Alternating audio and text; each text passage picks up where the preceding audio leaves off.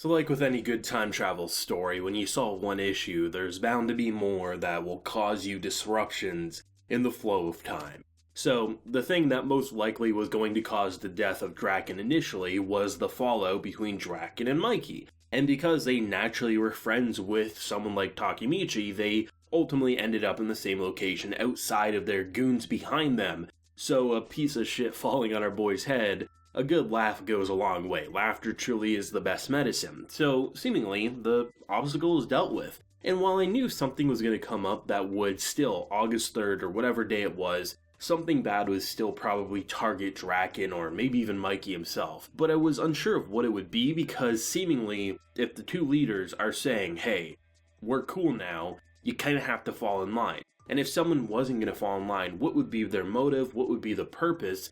And they give me the best answer and kind of the worst answer all at the same time. The most despicable characters from the intro of this show, baseball bats beating our boy to near death, it's kind of understandable, but at the same time, I would think this man would have more of a problem with Mikey than Draken himself, because Draken kind of just kicked his ass in, but he was following the true leader's commands, so it's interesting that he seemingly is targeting them. But on the flip side, I mean, granted, at the end of the episode, our boy Takemichi meets up with someone else who's saying, oh, this is who's going after him, but seemingly they have two different names, so there might be kind of a conspiracy going on. Maybe they're trying to overthrow both Mikey and Draken, who knows, right? Nonetheless, do I think Draken will end up dead? Honestly, I have no idea. If this was any other show, I would be easy to say 100% yes or no, but the way they've been handling time travel is so well done that it's not really playing by the traditional rules. If this is a basic time travel story, the hero will always win. The hero will always solve the issue and will always fix whatever disruption is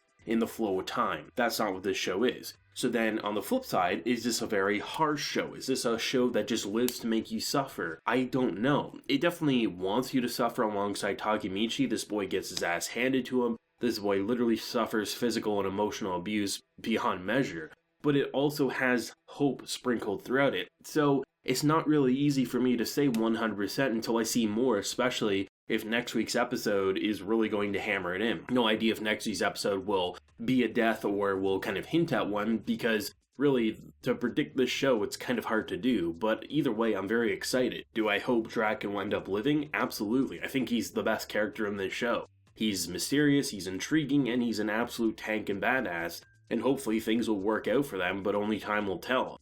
Though I will say, the intro to this episode was everything I was hoping for. I discussed it at length last week in last week's review, talking about how, literally, sometimes when you want to solve an issue with time travel stories, you don't actually have to do anything, because in the original timeline, someone like Takemichi was never a part of Mikey and Draken's life. So by him naturally being hurt, they probably would visit him, and coincidentally, it was on the same day, so you can naturally solve an issue without actually trying to solve said issue. In doing so, though, you let your guard down. You say, okay, well, they're fine. And sure, you could look at it and say, well, how could he be so foolish to not, still take precautions? Why would he go on a date? When you take a step back and you look at it from a few different angles, one, it's real life for him. It's not an anime story. It's not something that's designed to purposely say bad things are going to continue to happen because that's how you kind of make the narrative feel better. Two, the boy has suffered for 8 episodes, days upon days for him, of physical and emotional abuse.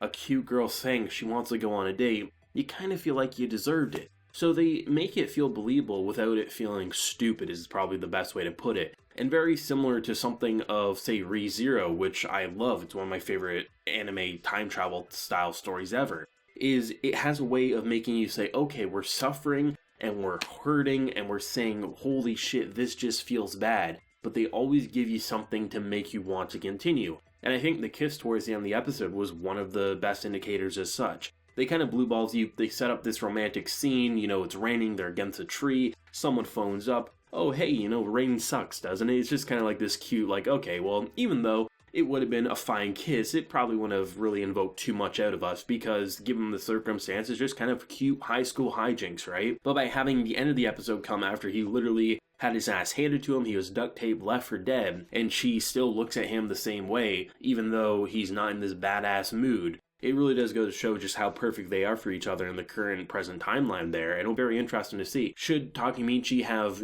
most likely traveled forward in time after he stopped the disruption? Sure. But it's easy to let your guard down. It is. It's very easy to do so, especially considering that if you're following what you think you know, and, you avoided that main conflict, I mean, why should you doubt otherwise? Obviously, this should be a learning experience and something to learn from going forward for his character, but in the moment you can understand why he acted a certain way, and that's what I really like about the time travel here. Anime fans and manga fans, light novel fans, all those types of fans, are always easy to jump to conclusions, say, oh, if I was in this character's situation, I would do it differently. You probably wouldn't, and if you did do something differently, you'd probably have a different type of mistake that if you were the character in someone's story, they would be criticizing you for because, oh, how could you make this foolish mistake?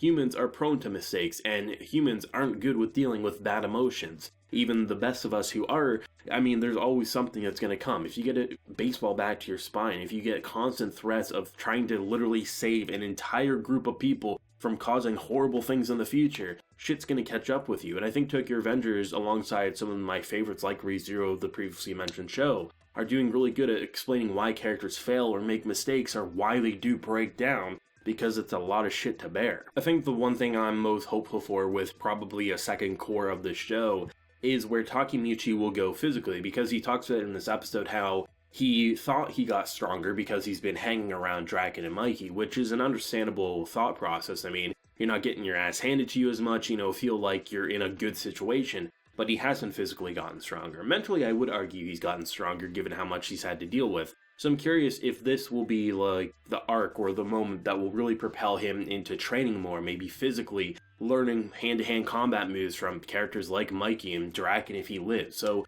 that should be a good character propelling situation for him, really make him kind of realize that, oh shit, if I really do want to protect these people, it's not just about stopping bad things from happening. I also have to make sure I can stand my own ground if they're not around, which should be a really cool character motivation for him going forward. Tokyo Revengers is just one of the coolest shows this season. I know it is planned to be at least 2 cores, though it still hasn't been officially confirmed to be a back-to-back 2-core as far as I know. I was looking it up, and all it's been said is that there's 2 cores in production, but no one knows if it's a split yet, so hopefully it will be something that will be at least a split core, not something that we have to wait like a year for, but this show's quality. I'd wait as long as I need to for, the next batch of episodes, but given the type of show it is, I wouldn't be surprised if it is a back-to-back 2-core, just because even though there definitely is action, I don't think it would be as strenuous of a production as a lot of back-to-back 2-cores, so hopefully things will work out. But the characters are great. I love the dynamics. I love the friendship in the first 3/4 of the episode, give or take. And of course, there's always going to be tension and struggle, but I think they do enough of a job to recharge you to make you feel like you're good to go